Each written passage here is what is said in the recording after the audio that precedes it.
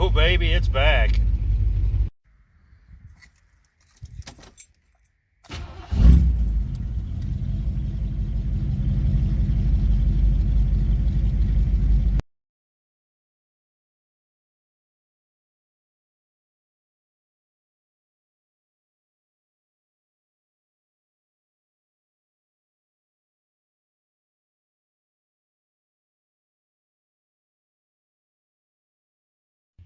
So I had to take a break from sorting all my tools. We're cleaning off the workbench. It looks different. I have so much crap, it's not even funny when it comes to just crap tools. Like, how does one end up with like 9 of these Taiwanese ratchets? I don't get it. I do know that if a good ratchet ever came out of Taiwan, it was this one. I actually bent it, swapping out the panhard bars or whatever they call them on the semi. I put a 4-foot cheater on it. Never stripped a tooth, never slipped, but boy, it sure still works though. So, actually, yeah. So, yeah, the car. So the car was done on Friday, and I just got it picked up this morning and just had to wait over the weekend to do the billing out, and there was quite a bit of billing with it. Had a lot of stuff put in it, but not a lot of big ticket items like you'd think. You know, $25 and $30 items add up, and then you add labor in on top of it, and it does get rather pricey. So let's check out the car. So we'll start on the inside here. Actually, let's take a key from, or a page from Vice Grip Garage, and let's just start in the trunk. So this is all the leftover stuff that we didn't use, the old stuff. Now this stuff is by no means getting thrown away because it is part of the car. Well, except for this MSD box.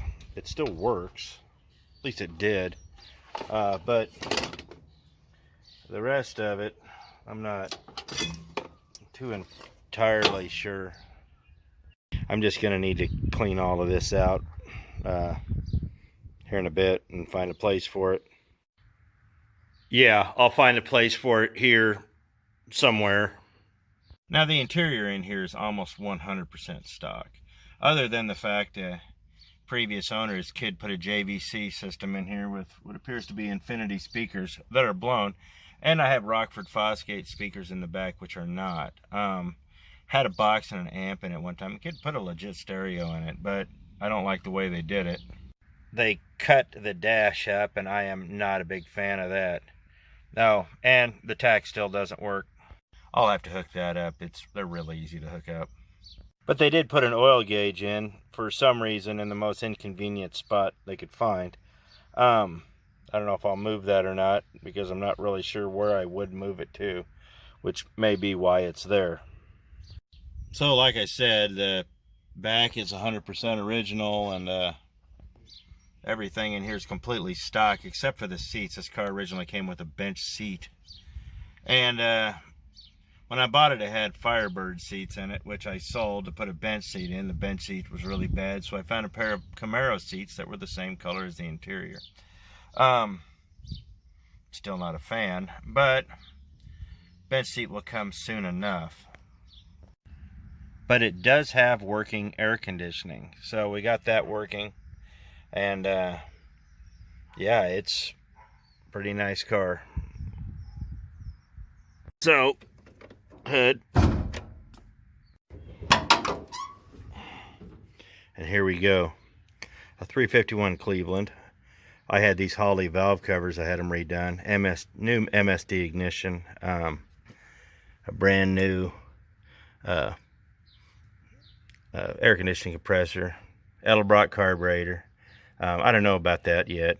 I've replaced all the brakes before it got parked. All the air conditioning is all new. The radiator is new. I'll give you the specs on the engine here in a bit, but just take it in. I mean, we got brand new aluminum heads on it, and all new hoses and fasteners, and it just looks It just looks good.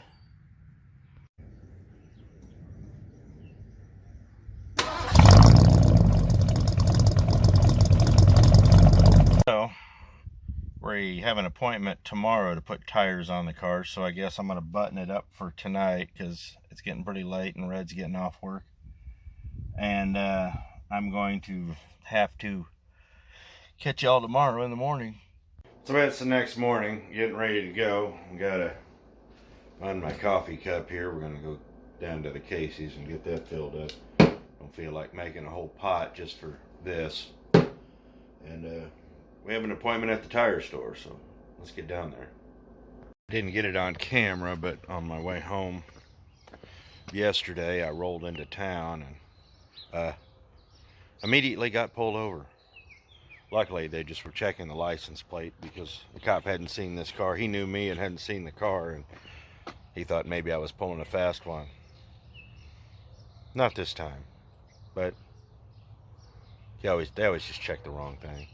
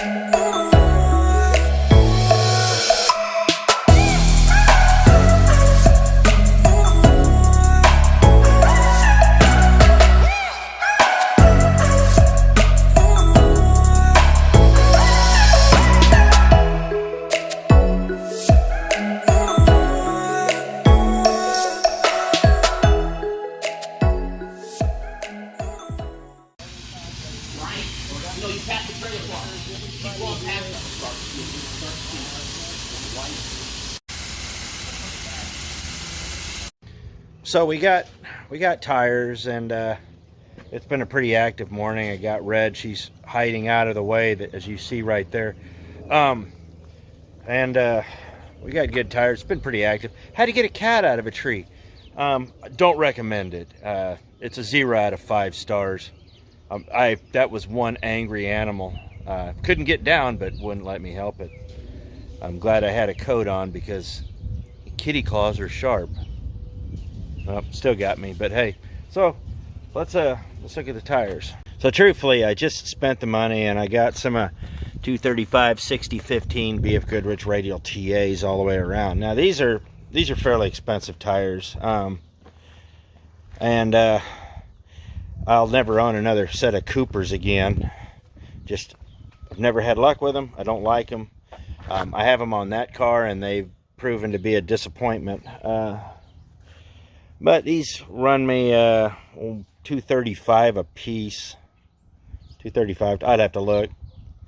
Altogether, it was $1,060 mounting, balancing, the whole ordeal, but it come out pretty good. Now look, I know that's a lot of money for tires. You know, you're looking at just a little over $250 in and out per tire, but nothing's cheap anymore. And the ride quality, I mean, you can't see it over the video, and that's why we really didn't film coming back to the house.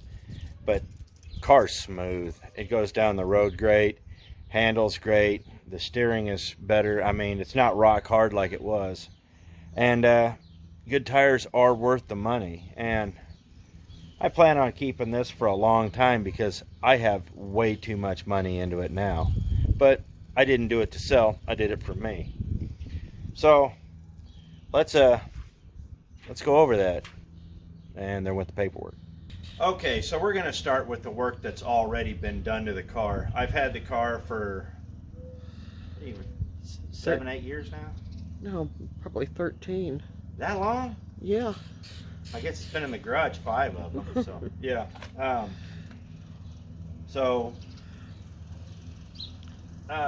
We started off with the quarter panel. Follow me. Now this fender's been replaced, that fender's been replaced. That's off a Ranchero. But this whole quarter panel has been replaced. It's from basically here to here. We literally took it off the body lines. It's all been taken off, and had a brand new roll pan put on it too. And altogether, that at the body shop was $4,200. I was going to have them finish it, but then the body shop went out of business because the one guy with a personality they fired, and kept the one guy who was a complete, well, lack of a better word, he was just a dick. So, well, I could call him a Richard. He was a Richard. But, so we got this, and so we got $4,200 in that.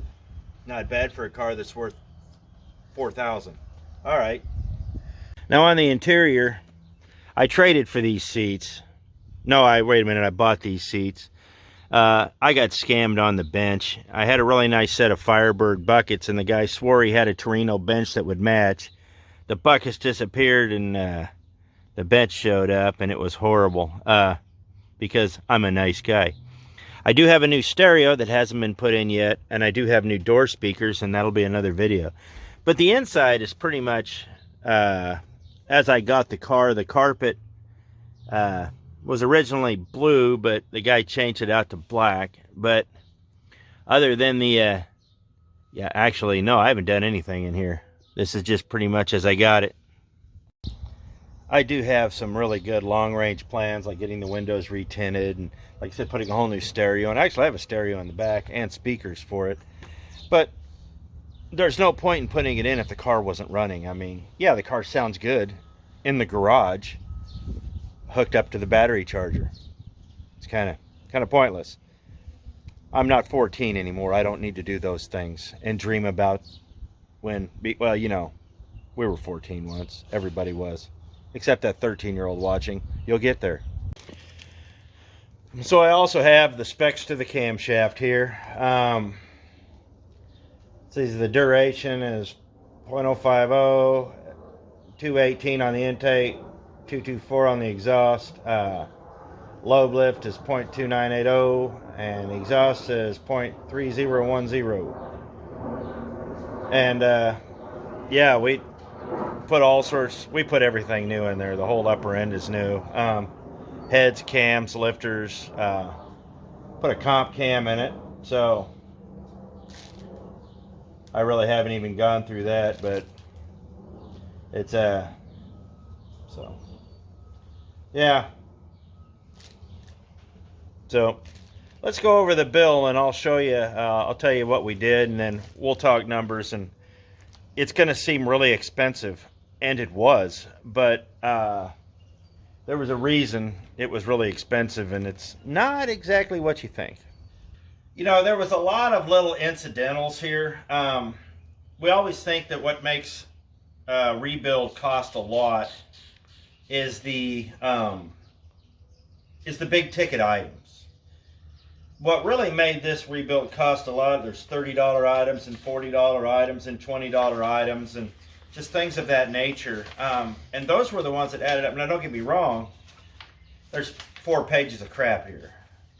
Okay, there's 5 pages of crap here.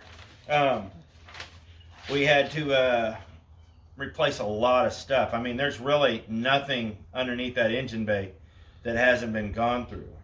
Rod bolts, main bearing cap studs, they studded the engine. Main bearing set. The heads. The heads were $2,400.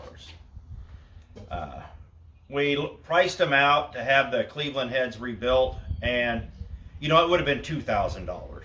So you could have the stock heads rebuilt, which you're going to have new seats put in them and ground. I mean, it's an old leaded fuel head. It's never been converted, and it all the exhaust valves are all burnt. So I mean, truthfully, why not just buy new heads? It was $950 to have it oversized, 30 over. Let's see, the camshaft was $216. The lifters were $230. And I know you guys are saying, well, I can get it cheaper. You probably can. It went through a shop. It was marked up. And I'm not going to begrudge them that. There was a lot of labor involved. Yeah, there was a lot of labor involved. Let's see, got the radiator rebuilt. I personally would have rather had a brand new one put in. I mean, for about another $300. It was $572 to have it completely gone through. And I know who did it, so the radiator place I use up in North Wichita, they are top notch. I do not have a problem with these guys' work. In fact, they did the Cutlass radiator, and it's been flawless. In fact, it's a B&R Radiator in North Wichita. They are one of the few places left in the country that still know how to do Model T and Model A radiators. I mean, they've been doing it that long. They're very good. Of course, you have all the hoses and mounts and stuff like that. The MSD 8350 ready-to-run distributor, $589. That was, you know, and I'm just hitting the high notes here. We could put a new power steering pump on it, which it needed. That was $216. What's surprising, the kick-down cable assembly for the transmission was $157. We had to put a new fuel tank in. That was, yeah. The sending unit for that was $142. Where's the fuel tank? I know it's here somewhere. That evaporator valve that we put in, that was $350. That was, yeah. So, I mean, I know the fuel tank's here somewhere. 5 pages of crap. Let's see. Oil pump screen. No. Let's see. Put a rebuilt alternator in it. Okay.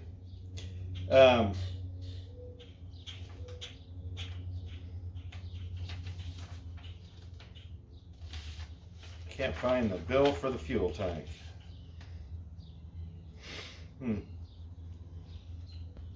Oh, I'm sure it's here somewhere.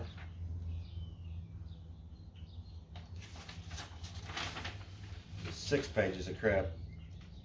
Anyhow, it was expensive. So basically, we rebuilt the entire fuel system, rebuilt the whole engine, and just went through the whole thing. And the final bill was $16,060.50. Now, thankfully, like a lot of shops, as the work progresses, they'll let me pay on it. And they let me, and you know, over the last 5 months, when I get home, I'd send them a little money, give them a little money, give them a little money, and that really lessened the pain. So, why was it so expensive? Well, let me break it down. Part of why it was so expensive was it was a 351 Cleveland. You probably could have done a 302 for roughly between half and 2/3 of the money. Clevelands are expensive, you know. And before COVID, I was looking at buying a long block, and the long block was $7 grand to have it machined.